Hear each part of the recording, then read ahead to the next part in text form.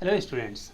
In our previous classes we have discussed about the Thomson model and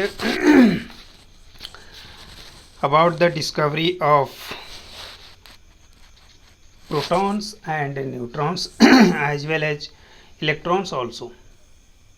Okay, in that we have also discussed about the nature of proton and nature of electrons and what are the nature of cathode rays and anode rays and so on. Today we are going to discuss about the Rutherford nuclear model of atom.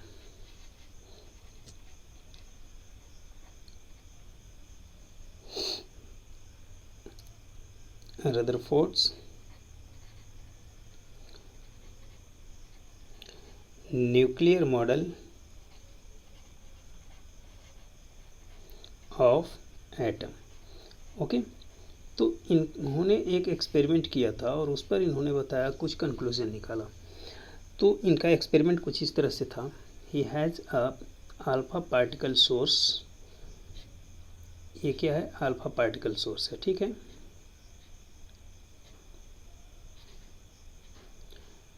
यहाँ से alpha particle निकलता है और on the path of this raise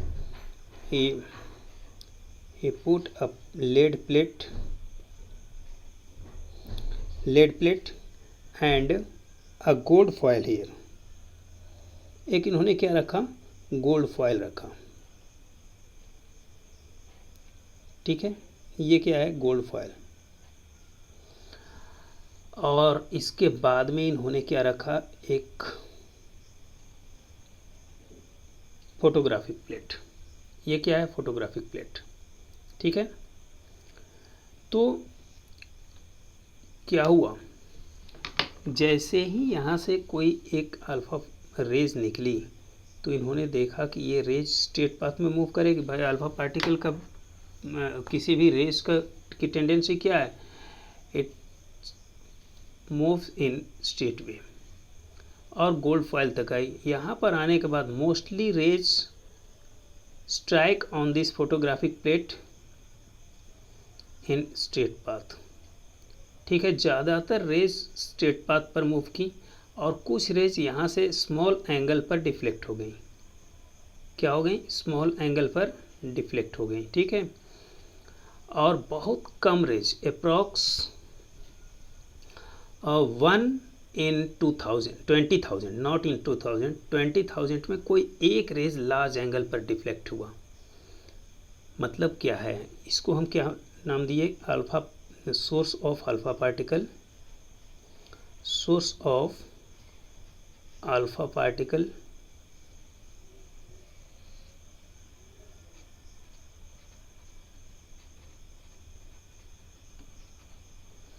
this is known as, ये क्या है? Lead plate. This one is, ये क्या है? Gold foil. and this one is photographic plate.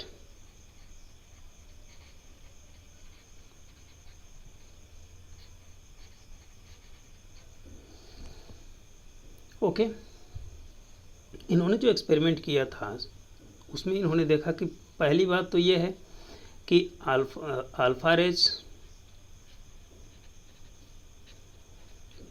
Raise moves in straight path.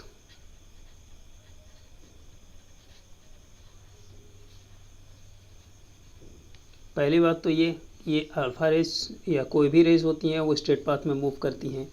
As या लिखो on striking, on passing through gold foil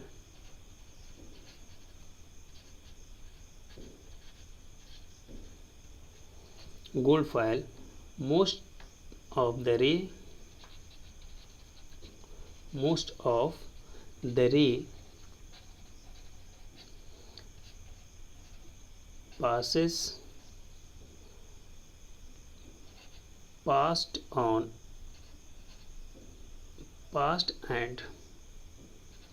passed on straight line या straight path लिखो, straight path and strike on photographic plate.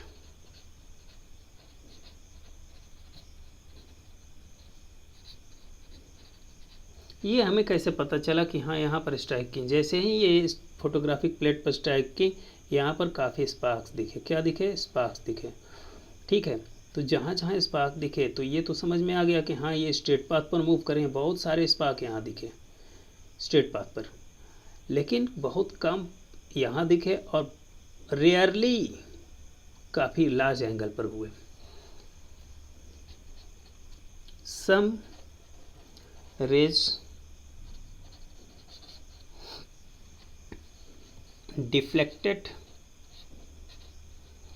deflected on small angle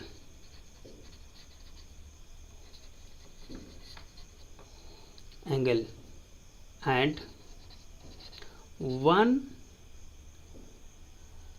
approx 1 लिखो, approx 1 in 20,000 not 2000, 20,000 rays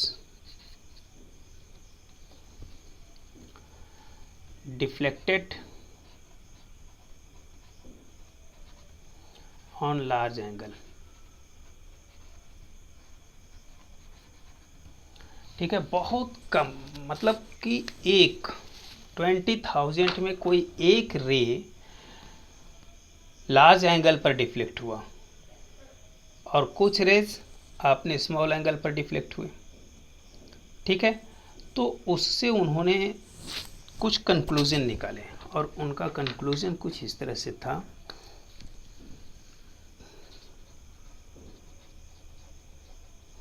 इनका conclusion क्या था कि देखो, अगर मान लो हमारे पास ये गोल्ड फॉयल है, क्या है?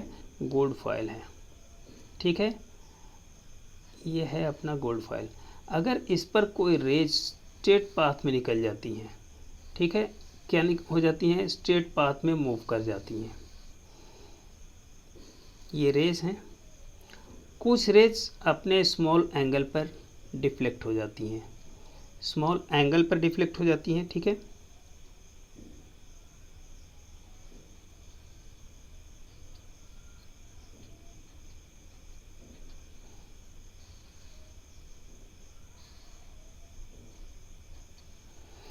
और कुछ रेज अपने ही पाथ पर रिटर्न हो जाती हैं। ठीक है, रिटर्न भी हो गए। अब यहाँ पर इन्होंने जो कंक्लूजन निकाला, तो पहला कंक्लूजन ये था कि gold foil has some space, some blank space लिखो। क्या लिखेंगे? ब्लैंक स्पेस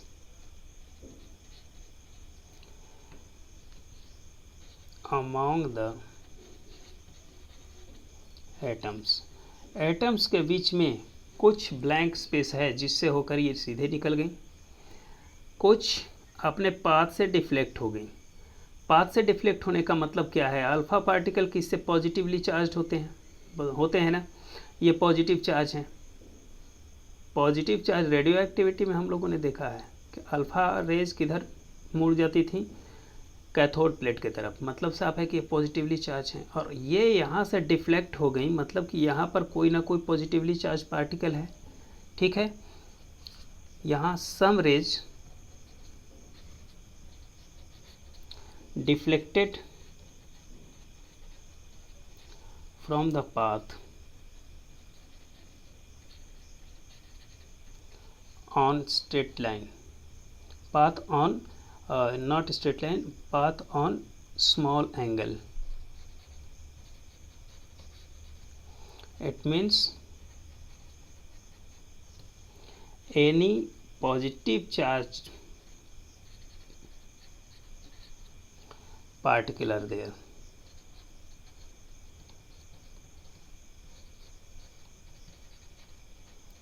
ठीक है, और कुछ अपने पाथ पर रिटर्न हो गई, या फिर बहुत लार्ज एंगल पर डिफ्लेक्ट हो गई, तो उससे इनको क्या कंक्लूजन मिल गया कि ये जो रेज हैं या फिर यहाँ से आने के बाद में बहुत तेज एंगल पर, काफ़ी लार्ज एंगल पर डिफ्लेक्ट हुई, या फिर ये अपने पाथ पर रिटर्न हो गई। तो यहाँ पर जैसे ही लार्ज एंगल पर भी डिफ्लेक्ट हुई, मतलब साफ है कि वो पॉजिटिवली चार्ज पार्टिकल से जाकर स्ट्राइक किए और वहाँ से लार्ज एंगल पर डिफ्लेक्ट हो गई। लेकिन जो रेज यहाँ से अपने पाथ पर रिटर्न हो गई, इससे पता चला कि some dense particle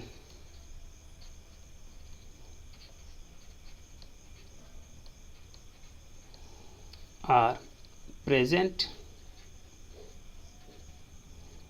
into the thin gold foil। इस गोल्ड फॉयल में कोई डेंस पार्टिकल है और उसका नाम उन्होंने क्या दिया, न्यूक्लियस, नेम्ड एज न्यूक्लियस। समझ रहे हो? और उस न्यूक्लियस में कौन सा चार्ज प्रेजेंट था, पॉजिटिव चार्ज प्रेजेंट था। ठीक है, तो क्या कहा इन्होंने कि some dense particle are present into the thin gold foil named as nucleus. और यहाँ इन्होंने एक और इम्पोर्टेंट बात कही थी, और ये बात बताए कि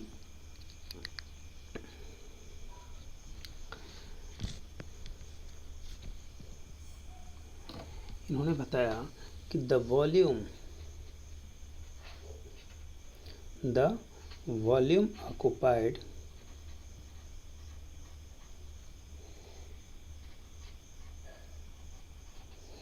by the nucleus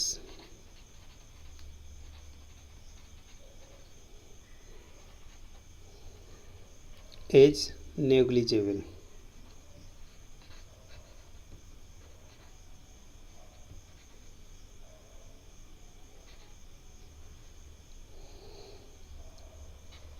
small as compared to the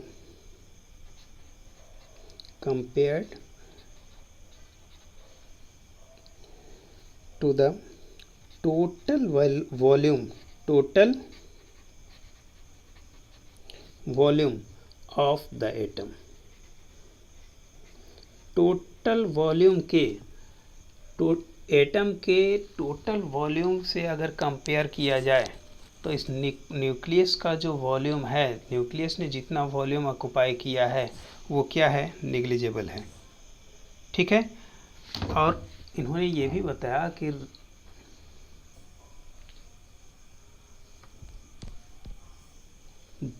जो रेडियस होता है एटम का रेडियस, द रेडियस ऑफ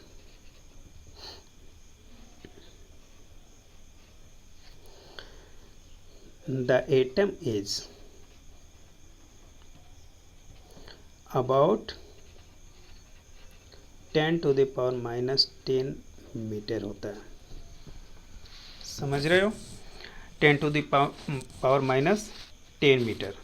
जबकि न्यूक्लियस का रेडियस कितना होता है, while radius of nucleus of the nucleus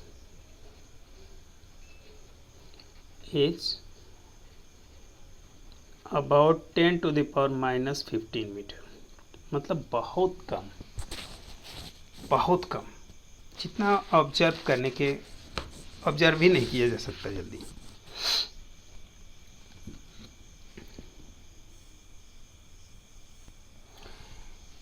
अब इन कंक्लूजन के बेस पर इन्होंने क्या कहा, इन्होंने बताया कि nucleus is a dense area लिख सकते हो, dense area in which positive charge is present. Positive charges are present. ठीक है, पहली बात तो ये हो गई। बात नंबर 1। बात नंबर 2, इन्होंने क्या बताया कि जो इलेक्ट्रॉन्स हैं electrons revolve around the nucleus with rapid speed।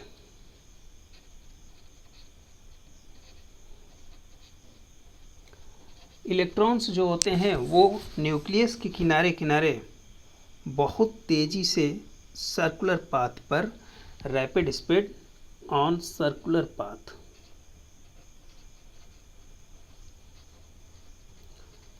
Called orbit, बहुत तेजी से मूव करते हैं। ठीक है। और इन्होंने जो बताया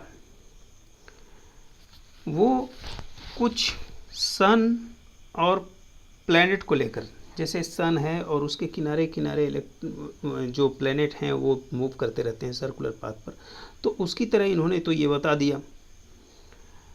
लेकिन इलेक्ट्रॉन्स और जो न्यूक्लियस हैं वो उनके बीच में इन्होंने एक चीज़ और बताई कि electrons and the nucleus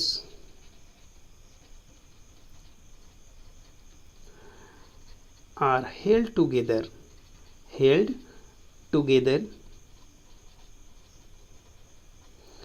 by electrostatic force।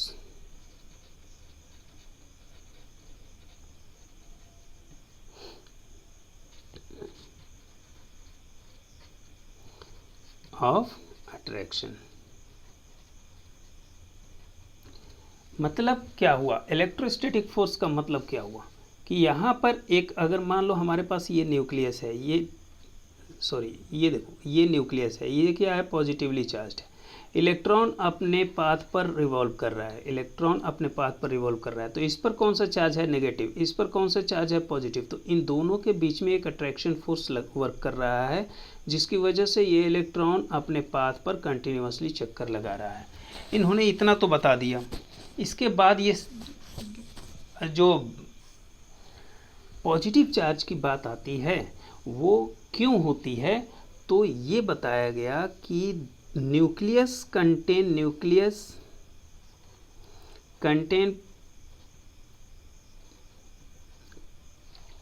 Proton in it. क्या होता है, proton in it, hence it is positively charged. इस पर जो पॉजिटिव चार्ज होता है न्यूक्लियस पर, वो क्यों होता है, क्योंकि वहाँ पर प्रोटॉन का प्रेजेंस होता है, और इन प्रोटॉन्स पर जो चार्ज होते हैं वो opposite to the electron, means electron पर कौन सा चार्ज होता है, नेगेटिव चार्ज। यहाँ पर एक बात और है कि जो प्रोटॉन्स होते हैं, मीन्स नंबर ऑफ प्रोटॉन्स, जितने यहाँ पर प्रोटॉन होंगे वो इक्वल नंबर के होते हैं, equal of the electron. Means यहाँ से कंसेप्ट अपना शुरू होता है एटॉमिक नंबर का, एटॉमिक नंबर। ठीक है, atomic number and mass number.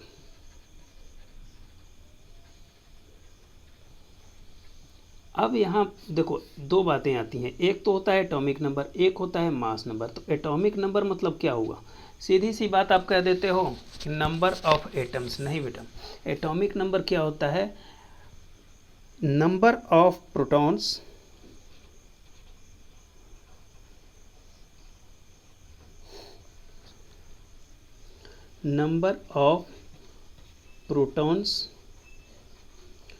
present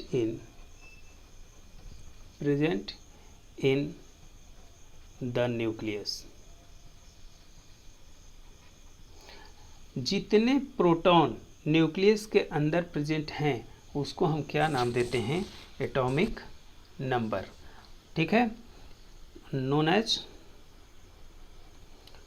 as atomic number.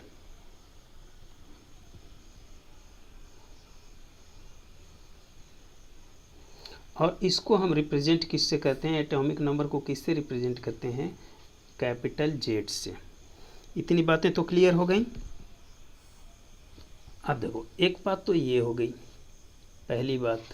दूसरी बात ये कि नंबर ऑफ प्रोटॉन एंड, जैसा हम लोग पहले पढ़ चुके हैं कि proton and neutron present in the nucleus,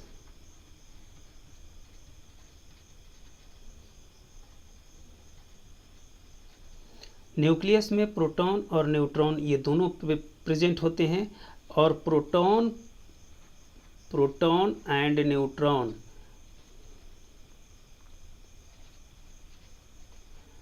are collectively known as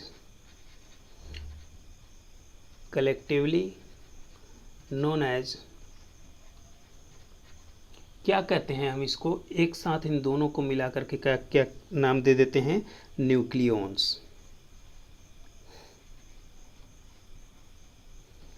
ठीक है, तो कुछ बातें आप लोगों को ध्यान देनी होंगी, बार बार ये आ सकते हैं words, nucleons, atomic number represented by Z, और न्यूक्लियस में कौन कौन से प्रेजेंट होते हैं, प्रोटॉन और न्यूट्रॉन, ये तो हम लोग पहले भी डिस्कस कर चुके हैं। ओके, अब देखो मास नंबर क्या होता है। तो बहुत सारे स्टूडेंट इसमें कंफ्यूज होते हैं कि मास नंबर मतलब क्या हुआ, जितना एटॉमिक नंबर हुआ उसका अगर हम डबल कर देंगे तो मास नंबर हो जाएगा, लेकिन ऐसी बात नहीं है बेटा। मास नंबर क्या होता है, the total number of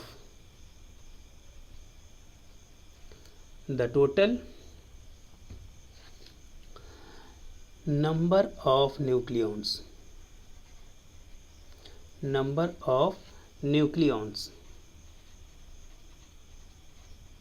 nucleons का मतलब क्या हुआ, प्रोटॉन एंड न्यूट्रॉन। ठीक है, इनको हम एक साथ कलेक्टिवली क्या कह देते हैं, nucleons. The total number of nucleons are known as क्या हम इसको कहते हैं, मास नंबर।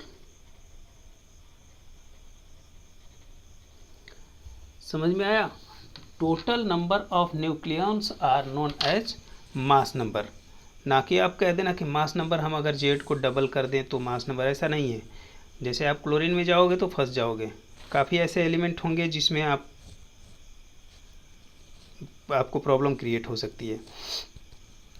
ठीक है बेटा, अब देखो यहाँ पर अगर मैं बात करूँ एटॉमिक नंबर की, तो एटॉमिक नंबर इक्वल टू क्या होता है, एटॉमिक नंबर इक्वल टू क्या होता है, नंबर ऑफ प्रोटॉन्स,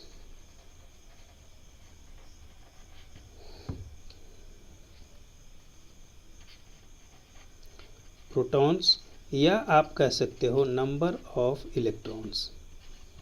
जितने नंबर ऑफ प्रोटॉन होते हैं उतने नंबर ऑफ इलेक्ट्रॉन होते हैं, और उसको हम क्या नाम दे देते हैं, एटॉमिक नंबर नाम दे देते हैं। समझ में आ रहा है। नंबर ऑफ प्रोटॉन्स में एक चीज़ आप ऐड कर सकते हो कि number of proton in the nucleus of an atom and number of electrons in a neutral atom. ठीक है ना, न्यूट्रल एटम का मतलब साफ हुआ कि जितना प्रोटॉन होगा उतना इलेक्ट्रॉन होगा, तभी वो न्यूट्रल हो सकता है। क्लियर है ना। अब देखो मास नंबर इक्वल टू क्या होता है, ये दो चीज़ें आप लोग हमेशा याद रखोगे, मास नंबर, और मास नंबर को हम किससे इंडिकेट करते हैं, known as mass number indicated by capital A. Mass number that is A is equal to क्या होता है, number of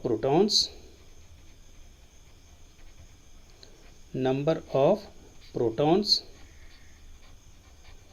plus number of neutrons.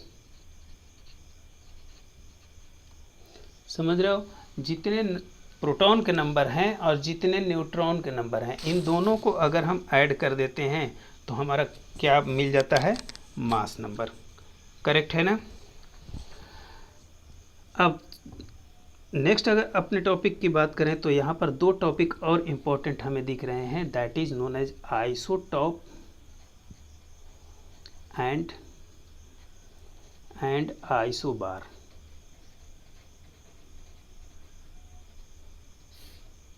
ठीक है, आइसोबार्स। देखो अगर मैं बात करूं आइसोटॉप की, आइसोटॉप, तो आइसोटॉप कौन कौन से हो सकते हैं? आप ध्यान दो, हाइड्रोजन के 3 आइसोटॉप होते हैं। एक तो होता है हाइड्रोजन, दूसरा होता है ड्यूटेरियम और तीसरा होता है ट्राइटियम। ठीक है, तो hydrogen 1H1, 1D2 and 1T3, ये इस तरह से होते हैं। आप इसी को लिखते हो 1H1, 1H2 and 1H3। 1H3 indicate करता है ट्राइटियम को, 1H2 इंडिकेट करता है ड्यूटेरियम को, और ये इंडिकेट करता है हाइड्रोजन को। समझ रहे हो?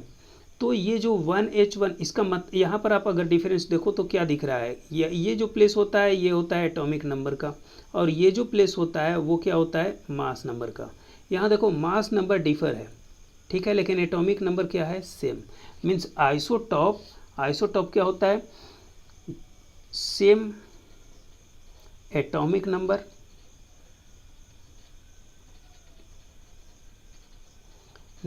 And different mass number।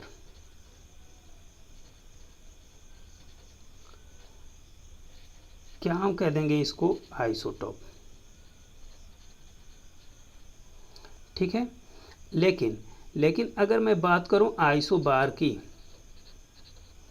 Isobar, तो इस केस में क्या होता है, एटॉमिक मास हो जाएगा सेम और एटॉमिक नंबर हो जाएगा डिफर। जैसे अगर मान लो दो एग्जांपल ले लो, जैसे कार्बन को, कार्बन तो के तो 2 आइसोटॉप होते हैं, एक होता है C612 एंड C614, लेकिन यहाँ मैं बात कर रहा हूँ इसके आइसोबार की, C6 क्या 14, और नाइट्रोजन को ले लो 7 एंड 14।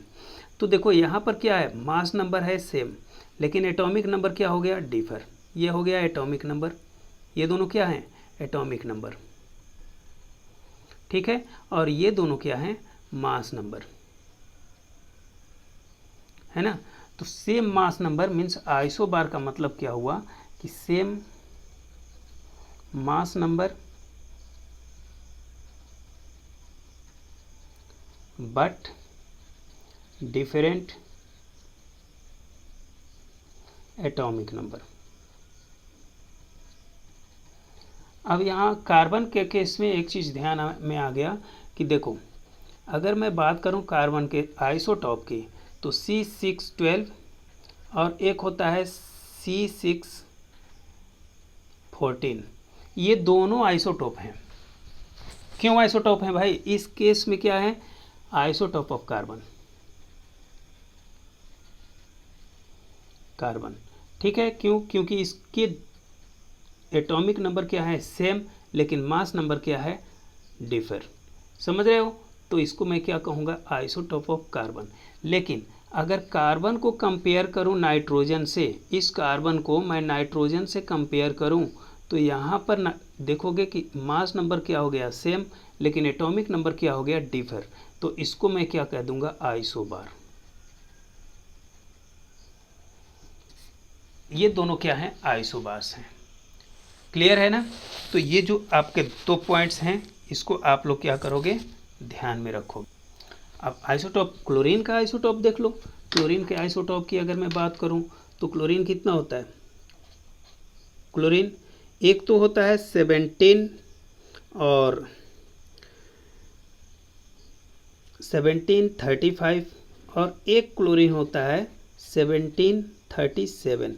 यहाँ देखो मास नंबर क्या है, डिफर, और एटॉमिक नंबर क्या है, सेम। एटॉमिक नंबर अगर सेम और मास नंबर डिफर, तो मैं इसको क्या कह दूंगा, आइसोटॉप।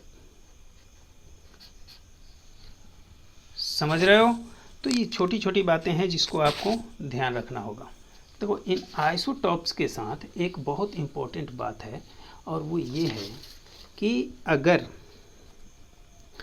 हम केमिकल रिएक्शन की बात करें कि केमिकल रिएक्शन में जो केमिकल प्रॉपर्टीज होती है, केमिकल प्रॉपर्टीज किसी भी एटम की जो केमिकल प्रॉपर्टी होती है, means chemical property of chemical property, इसे आप हाईलाइट कर लेना, ठीक है, ये आपको इम्पोर्टेंट हो जाएगा। Chemical property of atom are controlled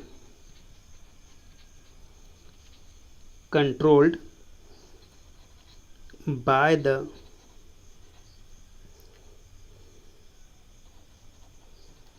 number of electrons, और ये जो नंबर ऑफ इलेक्ट्रॉन्स हैं वो डिटरमाइंड